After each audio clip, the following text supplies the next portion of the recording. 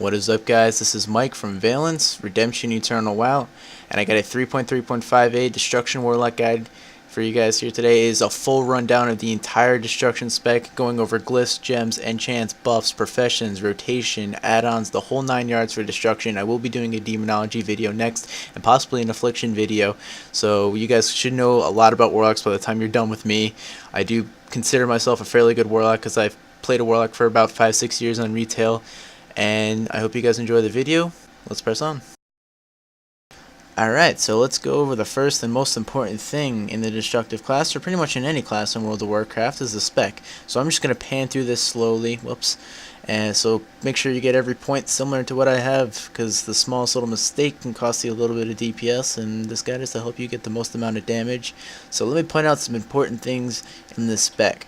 Okay, first of all, let's go to Destructive Reach. I only have 1 out of 2 in Destructive Reach because it was a filler point, and you really don't need threat reduction as a Warlock because you do have Soul Shatter. By the time you actually are just about to pull off of the tank, if you Soul Shatter, then you should be good for the rest of the fight, and if not, then the tank isn't that good, and it's generally not your fault. So that's why I generally put 1 out of 2. It's just a filler point, because otherwise I would end up going into Improved Searing Pain, which you never use, Shadow Burn, which you never use, or Molten Skin, which is useless, and Improved Shadow Bolt, which you never use.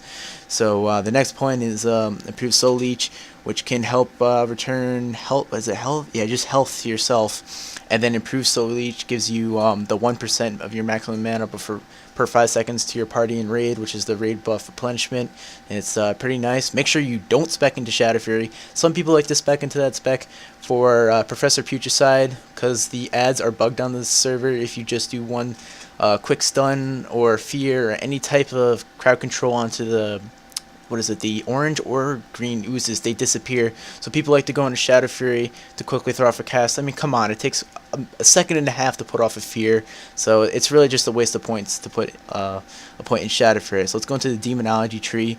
This is a really important spot to go into right here. Demonic Aegis, 30% fell armor increase. That is amazing. I see a lot of Warlocks on this server not spec into that, or Fell Vitality. They'll go into like Soul Link or Fell Domination, which you really don't need in the destructive tree. So that's about it for the spec, so let's go on to Glyphs. Alright, here we are. We got our major Glyphs. We got Glyph of Conflagrate, which is completely and totally needed for the destructive spec. Otherwise, you can lose a ton of DPS refreshing your Immolate every time you pull off a conflag. There is a rotation you could use without it, but you know, it's going to be a lot harder, and you're not going to do as much DPS as if you get this glyph. So if there's any important glyph in this tree, it would definitely be a Glyph of Conflag. And then we got number 2, we got Glyph of Immolate, which is also quite important. If you think about it, your conflag is based off the damage that your Immolate does. So technically this Immolate increases your Immolate damage by 10%, but it also increases your conflag damage by 10%, because, you know, like I said, your conflag damage is based off your Immolate if you read the spell. And then we got Glyph of Incinerate or Glyph of Life Tap. If you have the spirit, if you have enough spirit that Life Tap actually gives you a lot of spell power, I suggest to use it. So let's say most of your gear has spirit, then I would suggest using Glyph of Life Tap. And if it doesn't, you know, you mainly stack crit and hit and just, you know, stamina, intellect, no spirit, then go with Glyph of Incinerate. But I do suggest trying to get that Glyph of Life Tap and then putting Life Tap in your rotation. That would definitely increase your DPS.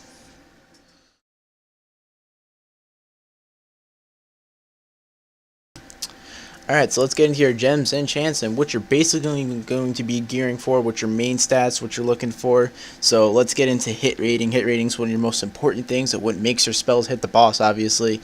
So if you're under hit cap, which is 17%, or where is it? It's 17%. No, that's not it. There it is. Hit rating 17.42%. You want to stay somewhere around 440, I think, or 420, I believe is hit cap, which is 17%. If you're anything below, like, I don't know, what is it, like 16-80%, you should be in a good place. If the number rounds nicely to the 17%, then you should be in a good place for hit rating. But if you are below hit rating, I would definitely work on that. And you can go you can go like 3 to 4% below hit rating, as long as you're rolling with a Moonkin Druid that has improved Fairy Fire, or a Shadow Priest that's spec'd in Misery, which they should be, because that's one of the best spec points. So because that also gives you increased hit, or if you're rolling with Addons I if you're on Alliance, because that gives increased hit. There's a lot of ways you can maneuver around the hit cap if you don't like gemming or gearing. You know, I mean, there's a couple pieces of armor I have that I could replace with better things, but you know, hit ratings keep me out of the way. So I do have different pieces of armor. As you can see right here, this has critical strike and spirit and stuff on it, and this one is hit rating, and I could replace that nicely and get some extra stats. So mainly I gem into spell power haste. I have a couple spirit gems somewhere. There's one spirit gem up there. So basically what you want to do for your red slots is 23 spell power. Your yellow slots 20 haste. Your blue slots you want to go for either a 12 spell power 10 spirit or a 10 haste 10 spirit. Your choice, honestly.